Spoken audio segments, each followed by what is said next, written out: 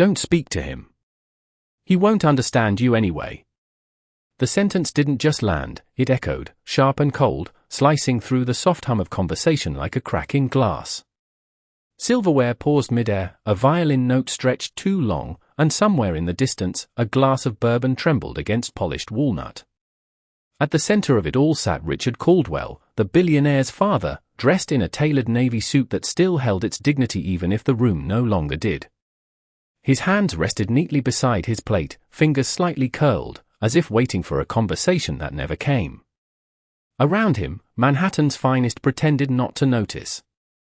Men in $1,000 jackets leaned closer to their deals, women in silk gowns redirected their smiles elsewhere, and servers moved carefully, deliberately, as if proximity itself carried risk. No one wanted to be the one who said the wrong thing. No one wanted to test the silence that had settled over him like dust. And standing just beyond the edge of that silence was Naomi Brooks. She moved the way she always did, quiet, precise, invisible by design. A black waitress in a room built on power and perception, trained to anticipate needs before they were spoken, to exist without ever interrupting. But Naomi saw what others trained themselves not to see. She saw the way Richard's eyes followed voices he couldn't quite catch, the way his posture remained upright even as the world leaned away from him, the way dignity held on long after recognition began to slip. Across the table, Ethan Caldwell, the man who owned half the room without raising his voice, adjusted his cufflinks with practiced calm. His expression was composed, almost rehearsed, but there was something else beneath it, something tighter, quieter, like a man who had learned to manage discomfort by ignoring it. He didn't look at his father. Not once. Instead, he spoke in measured tones to investors, his words clean, efficient, untouched by the tension sitting inches away. And the room followed his lead. Because if the son could pretend, so could everyone else. Naomi stepped closer, refilling a glass that didn't need refilling, her eyes briefly meeting Richard's. For a fraction of a second, something flickered there, not confusion, not emptiness, but awareness, like a light behind a curtain no one bothered to open anymore. She felt it. That quiet, stubborn presence. The kind that didn't disappear just because others stopped listening. A man was still there. And no one was speaking to him. Not really. A soft laugh broke from the far end of the table, too loud, too forced, and someone muttered under their breath, "It's sad, really." But they didn't mean it. Sadness required connection. This was avoidance dressed as etiquette. Naomi straightened, her fingers tightening slightly around the wine bottle before relaxing again. She had been trained for this job. Trained to serve, to smile, to move on. But there are moments that don't ask for training. They ask for something else. Something quieter. Something human. She glanced once more at Ethan, then back at Richard, and for the first time that night, she hesitated. Not out of fear, but out of recognition. Because sometimes the loudest thing in a room isn't what's said. It's what isn't. And right now, the silence around that man was louder than anything else in the room. Naomi did not move right away, and in a room where everything moved on cue, that stillness was its own kind of disruption. The violin shifted into a softer melody, something slow and forgettable, the kind of background music meant to smooth over tension, but it only made the silence around Richard Caldwell more visible. A server brushed past Naomi with a tray of champagne flutes, careful not to linger, careful not to look, because in places like this, hesitation could be mistaken for intrusion. Naomi understood that rule better than anyone.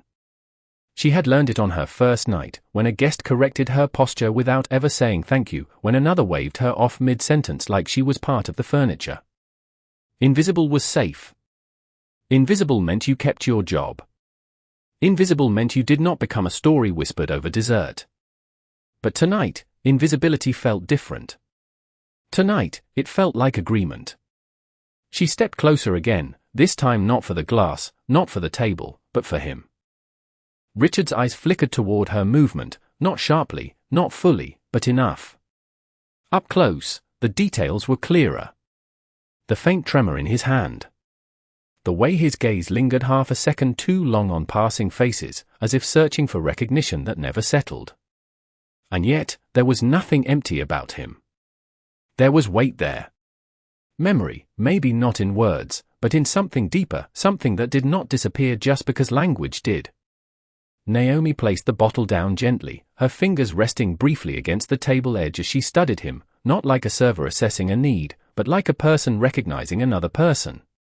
Across the room, Ethan's voice carried again, confident, controlled, outlining projections, numbers, expansions into European markets. The word Europe hung in the air for a fraction too long, and something inside Naomi shifted. It was not sudden. It was not dramatic. It was quiet, like a door opening somewhere far away. She remembered a kitchen that smelled like garlic and olive oil, a voice correcting her pronunciation with patience, again and again, until the syllables felt natural. She remembered laughter over small mistakes, the rhythm of a language that was never rushed, never forced. She had not thought about it in years. Not in a place like this. Not in a room that valued speed over connection. Richard's fingers moved slightly, brushing the edge of the tablecloth as if tracing something only he could see. Naomi followed the motion, then lifted her gaze back to his face. There it was again, that flicker. Not confusion. Not absence. Something waiting. The kind of waiting that does not demand attention, but hopes for it anyway. Around them, the room continued its careful performance. A man laughed too loudly at something that was not funny. A woman adjusted her bracelet, eyes fixed anywhere but here. Ethan continued speaking, his tone steady, his control intact, as if control itself could keep everything from slipping further away. Naomi took a slow breath, the kind that settles more than just nerves. She was not supposed to do this. It was not part of the job. There was no training for moments like this, no manual that told you when to step beyond the line drawn between service and presence. But some lines are only real because everyone agrees not to cross them. And right now, no one was crossing anything. No one was reaching him. She leaned in slightly, just enough to enter his space without startling him, her voice low, almost lost beneath the music, carrying only as far as it needed to. For a brief second, she hesitated, not because she doubted the word, but because she understood what it might mean if it worked. Then, with a softness that held more intention than volume, she spoke. Famiglia. The word barely existed above a whisper, yet it carried weight that did not belong to volume. It did not cut through the room, it slipped beneath it, quiet and deliberate, landing exactly where it needed to. For a fraction of a second, nothing happened. The violin continued its soft climb, glasses clinked in distant corners, and Ethan Caldwell's voice moved forward without pause, steady as ever. Then Richard's fingers stopped. Not gradually. Not uncertainly. They stilled, as if something inside him had caught hold of a thread long forgotten. His eyes, which had been drifting just moments before, sharpened. Not fully, not completely, but enough to change the air around him. Naomi did not move. She did not repeat the word. She simply waited, her presence steady, her gaze calm, as if she had placed something fragile into the room and trusted it to find its way. Richard's head tilted slightly, the motion subtle but intentional, and for the first time that night, he looked directly at someone. Not through them. Not past them. At them. His lips parted, just enough to suggest something forming, something pushing forward from a place deeper than confusion. The room did not notice at first. It never does. Change rarely announces itself loudly. It begins in the smallest shifts, in the quietest returns. But Naomi saw it. She saw the way his shoulders lifted, just a fraction, as if memory itself had weight. She saw the tension in his brow soften, replaced by something searching, something alive. And then, in a voice that carried age but not absence, he spoke. Famiglia, the word came slower, textured. With time, but unmistakable. It was not an echo. It was recognition. Naomi felt it before anyone else did. That moment when silence transforms into meaning. Around them, the room hesitated without understanding why.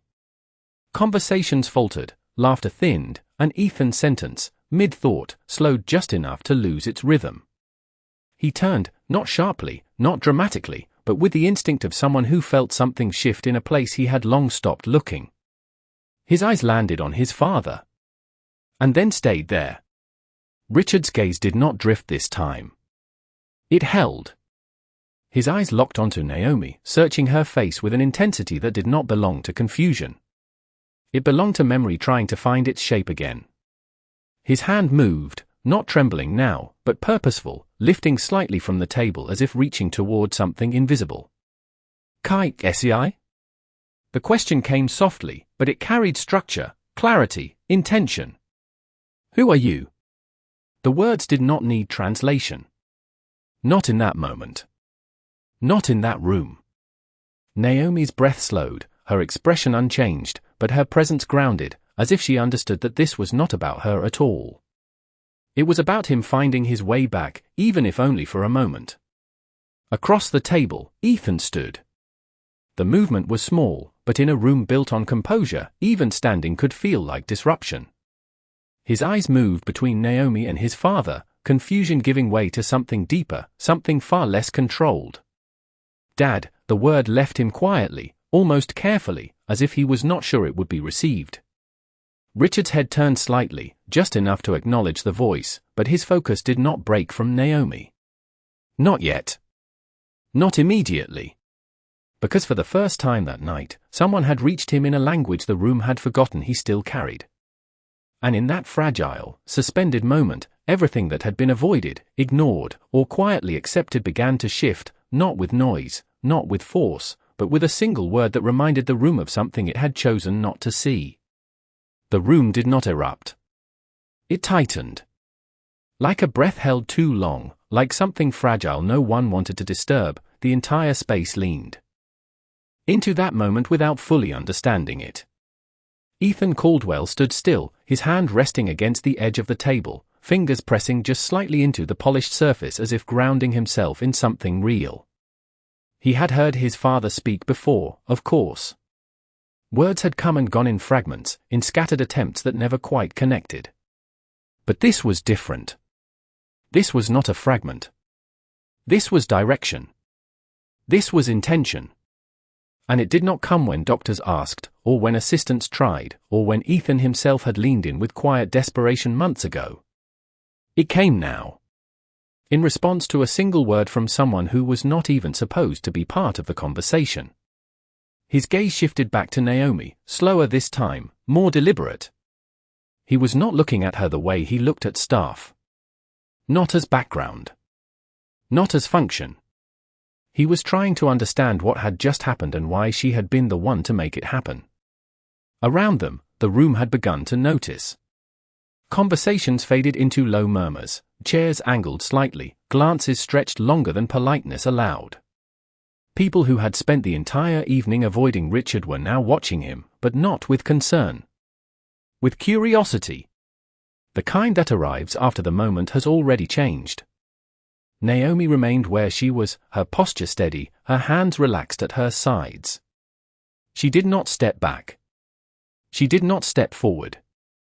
She held the space exactly as it was, as if she understood that any sudden movement might break whatever fragile thread had just been found. Richard's eyes stayed on her, searching, not with confusion but with recognition that had not fully formed yet. His lips moved again, quieter this time, as if shaping something more complex, something just beyond reach. Naomi leaned in slightly, her voice still soft, still measured, meeting him where he was instead of pulling him somewhere else. "Come, Star," she asked gently. "How are you?" The question was simple. Familiar. It did not demand memory. It invited it. Richard's expression shifted again, a subtle release in his features, like a door opening just enough to let light through. "Stew, bean," he replied, slower, careful, but clear. "I am well." The word settled into the room like something sacred. Not because of what they meant, but because of what they proved. He was still there. Not gone. Not unreachable. Just waiting in a place no one had thought to look. Ethan exhaled, though he did not remember holding his breath. His shoulders dropped slightly, and for a moment, the version of him that commanded boardrooms and billion-dollar decisions disappeared, replaced by something simpler. A son. Watching his father return, even if only for seconds at a time. He took a step closer, hesitant now, not from uncertainty but from respect for the moment unfolding in front of him. "Dad," he said again, softer, the word carrying more weight than before. Richard turned this time. Not fully, not immediately, but enough. Enough to acknowledge. Enough to connect the voice to the presence. His eyes met Ethan's, and for a brief, unmistakable second, there was clarity there. Not perfect. Not permanent. But real. The kind of clarity that does not last forever, but changes everything when it appears. Naomi saw it. She saw the shift between them, the space that had been silent all night suddenly filled with something neither of them could force, only receive. And just as quietly as she had stepped into that moment, she began to step out of it. No announcement. No explanation. She reached for the wine bottle again, adjusting it slightly on the table, her movements returning to the rhythm expected of her. Invisible, once more. But the room would not forget what it had just seen. And neither would Ethan Caldwell. Because for the first time in a long time, his father had not been alone. And the person who reached him was the one everyone else had overlooked. The room did not return to normal. It tried to.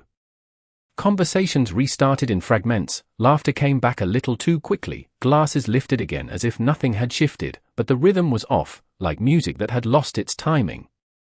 People spoke, but they were listening to something else now, something quieter, something they could not quite name. Ethan remained standing for a moment longer than necessary, his attention no longer on the deal, the numbers, or the people who had come expecting certainty from him.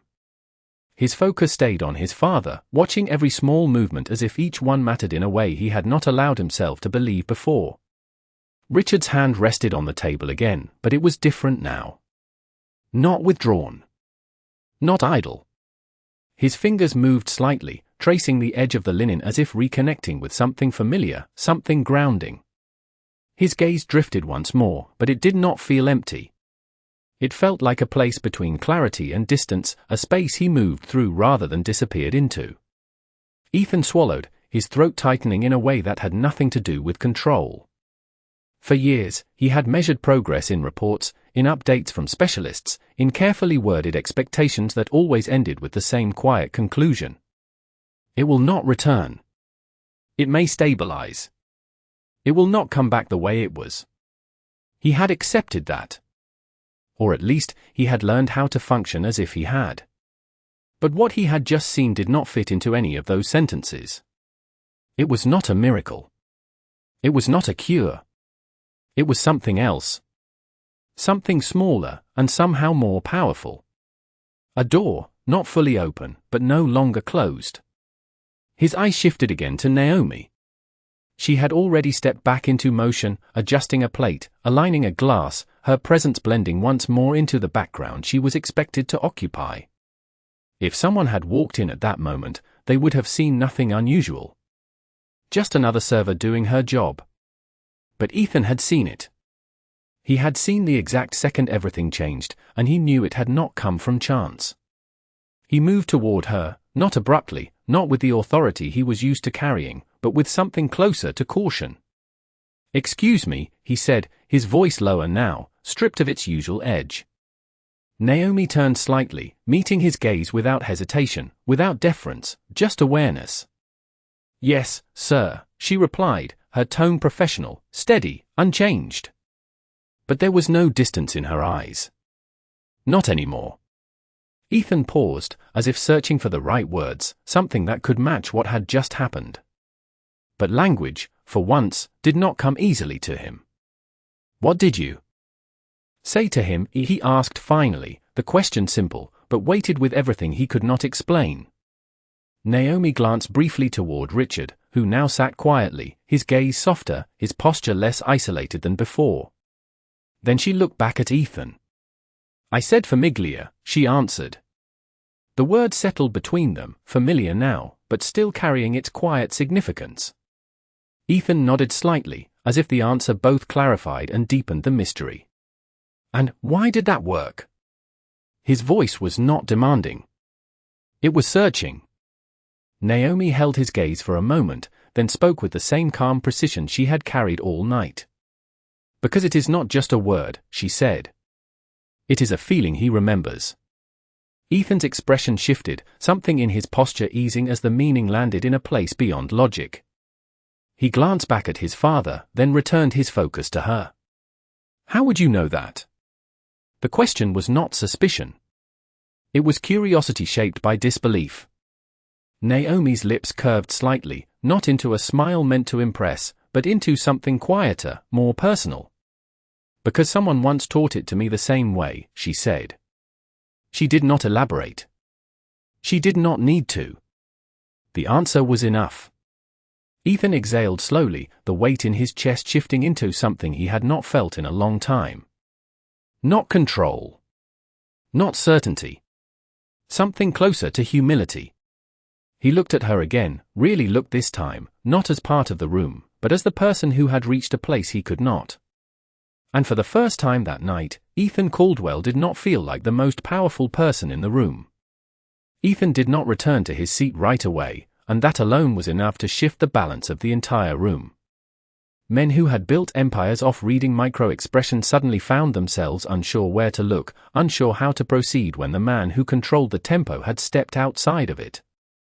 The deal on the table, the projections, the quiet competition for his attention, all of it paused without instruction. Because power, real power, does not need to announce when it stops. It simply does. Ethan's gaze lingered on Naomi for a moment longer, as if committing something to memory that he knew he would not be able to explain later. Then he turned back toward his father, slower this time, more aware. Richard sat with a different kind of stillness now. Not the empty kind that had filled the earlier hours, but something softer, more grounded. His eyes were not fixed, but they were not lost either. They moved, gently, as if navigating through layers instead of drifting away from them. Ethan pulled out the chair beside him and sat down, not across, not at a distance, but beside. It was a small change. Inches, maybe. But distance is not always measured in feet. Sometimes it is measured in years. Dad, he said again, this time without hesitation, without the careful tone he had used before. Just the word, simple and unguarded. Richard turned slightly, his expression not fully clear but present enough to respond. His lips parted, and for a moment, it looked like the connection might slip again, like it had so many times before. But it did not. Not immediately. Ethan, he said, the name slower, softer, but unmistakable. The sound of it did not carry across the room. It did not need to. It landed exactly where it was meant to, in a space that had been waiting far longer than anyone in that room could understand. Ethan froze, not in control this time, not in command, but in something closer to disbelief. His name. Not a guess. Not a fragment. His name. The air between them changed, thick with something fragile and real. Ethan's hand moved instinctively, resting lightly on the table, close enough to reach, but not forcing the moment forward. He had learned, over time, that forcing only pushed things further away. I am right here, he said quietly, his voice steady but softer than it had ever been in any boardroom, any negotiation, any moment where certainty had been his strongest currency. Richard's eyes held his for a second longer than before. Not perfect. Not permanent. But enough. Enough to remind both of them that something had not been lost entirely. Around them, the room had fully surrendered its pretense. No one was talking now. Not really. They were watching. Not out of curiosity anymore, but out of something closer to respect. Because what was unfolding was not business. It was not status. It was something far more human, and far more rare. Naomi moved quietly along the edge of the table, her steps measured, her presence once again blending into the rhythm of service. But this time, the room noticed. Not loudly. Not openly.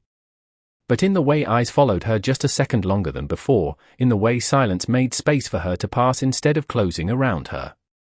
She did not acknowledge it. She did not change her pace. She simply continued, because the moment had never been about recognition. It had been about connection. Ethan looked up again, catching her movement as she passed behind him, and for the first time, there was no hierarchy in his gaze. No distance. Just awareness. Gratitude, unspoken, but clear. Richard leaned back slightly in his chair, his breathing steady, his expression calmer than it had been all night. The clarity in his eyes flickered, not fading completely, but shifting, as if the door that had opened was not closing, just settling into a place that could be found again. And in that quiet, fragile aftermath, something irreversible had already happened. Not because a word had been spoken, but because someone had chosen to see what everyone else had decided to ignore. And once something is truly seen, it cannot return to being invisible again. The room did not recover its former rhythm, not fully, not honestly, and the longer the silence stretched between conversations, the clearer it became that something deeper had replaced it. Not tension. Not discomfort. Something heavier, more reflective, like a mirror no one had expected to face.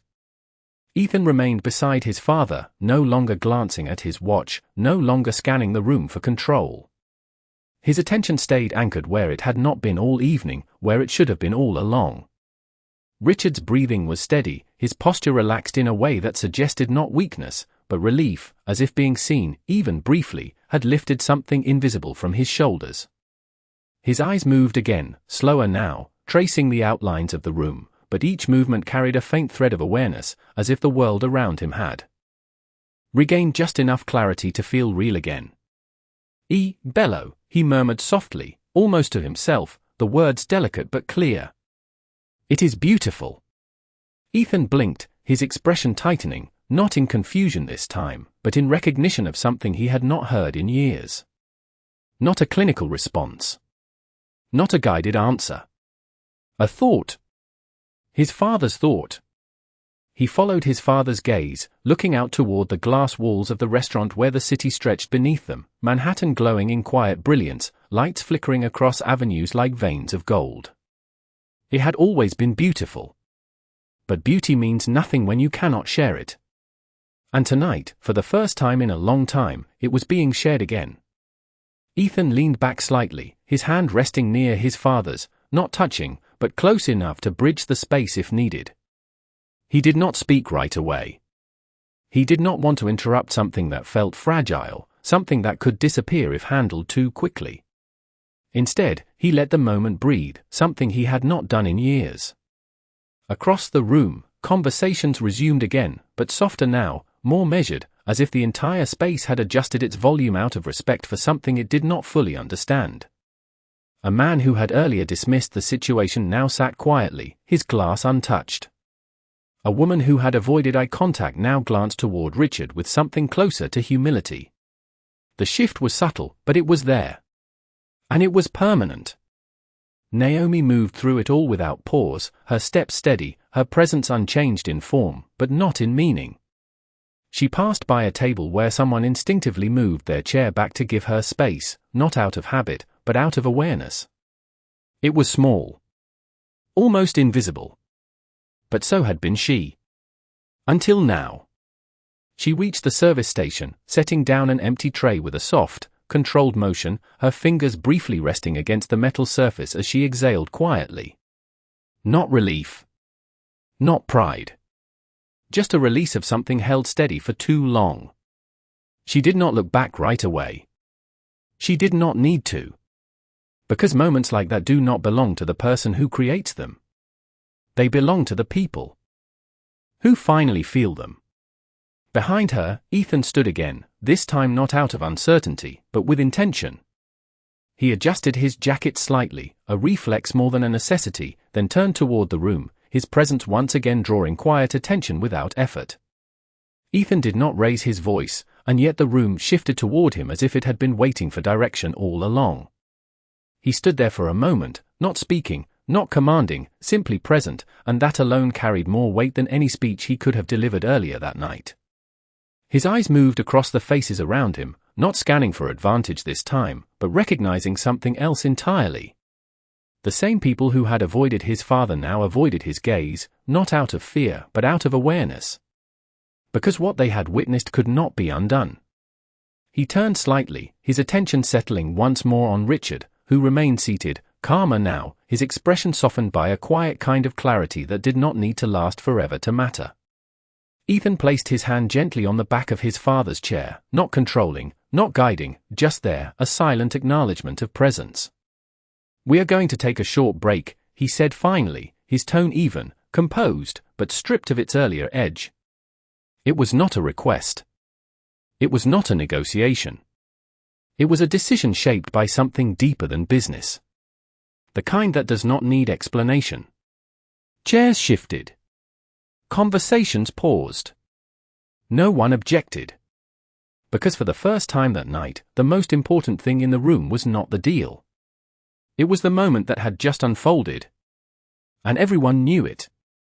Ethan turned back toward his father, lowering himself slightly so their eyes were closer, his voice quieter now, meant only for him. "Would you like to step outside with me?" he asked, each word careful, not because he doubted the answer, but because he respected the space it required. Richard looked at him, his gaze steady for a brief, precious second, then nodded. Not a reflex. Not an empty motion. A choice.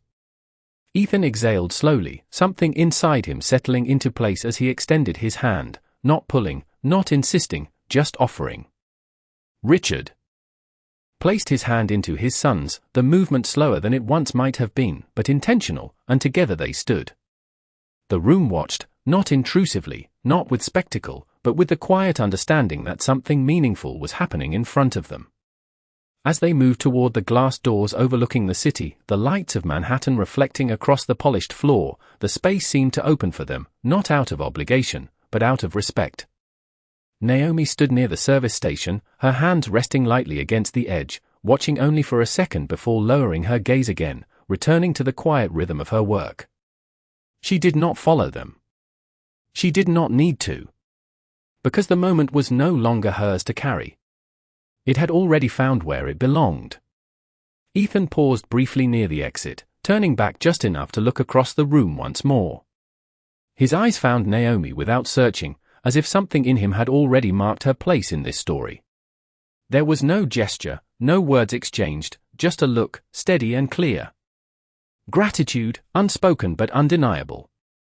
Naomi met it for a fraction of a second, then gave the smallest nod, not as acknowledgement of him, but of the moment itself. And then it was gone. Ethan stepped outside with his father, the doors closing softly behind them, sealing the room back into its controlled environment, but not into its former reality. Inside, conversations resumed, but not the same ones. The tone had shifted. The hierarchy had shifted. Even the silence had changed. Because once a room has witnessed quiet dignity restore something no amount of power could reach, it does not forget. And neither did anyone who had been there that night. Outside, the city stretched endlessly beneath them, Manhattan glowing in quiet gold and glass, the hum of distant traffic softened by height and distance, like the world itself had stepped back to make room for something more important. Ethan guided his father toward the edge of the terrace, not with urgency, not with control, but with a careful presence that matched the pace of the moment. The night air moved gently, cool against skin, carrying with it the faint scent of rain. That had not yet fallen, and for the first time in a long time, Ethan did not feel the need to fill the silence.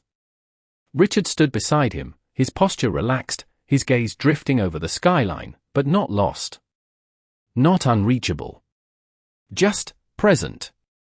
His hand rested lightly against the railing, fingers tracing the metal as if grounding himself in something real, something that did not shift or disappear. "Lucy," he murmured softly, his voice carrying the weight of recognition, the Italian word for light slipping out as naturally as breath. Ethan followed his gaze, looking out across the city he had spent his entire life conquering, negotiating, shaping into numbers and outcomes, and yet in that moment, it felt different. Not something to control.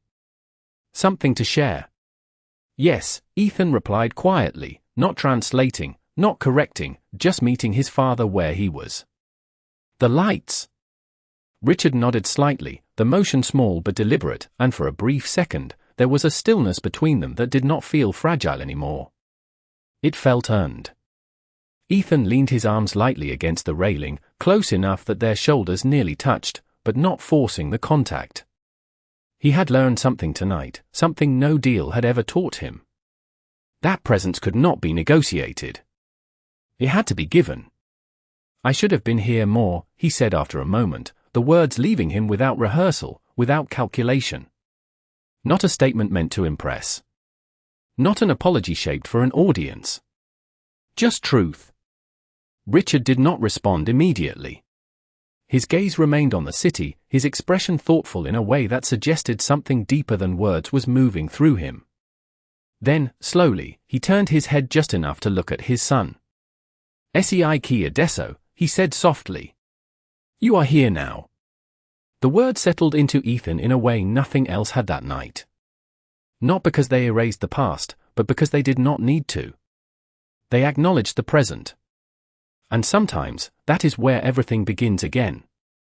Ethan nodded once, his jaw tightening slightly as he absorbed the meaning, not resisting it, not deflecting it, just allowing it to exist.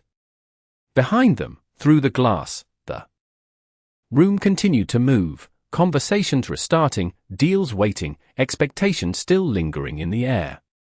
But none of it felt urgent anymore. Not compared to this. Not compared to a moment that no amount of power could have created, only received. Ethan glanced back briefly, his eyes searching the room until they found Naomi again, moving quietly between tables, her presence unchanged in form, but permanently changed in meaning. She was speaking softly to another guest now, her tone calm, professional, the same as it had always been. But Ethan saw her differently. Not as part of the system. Not as background. As the person who had reminded him of something he had forgotten how to reach. He turned back to his father, the city lights reflecting faintly in both their eyes, and for the first time that night, there was no weight pressing forward, no urgency pulling him away. Just presence. Just connection. And inside, the room would continue, the deals would resume, the world would keep moving the way it always did. But something had shifted that could not be undone. Because in a room built on power, it was not power that changed everything. It was a single moment of humanity, spoken quietly, by someone everyone else had chosen not to see.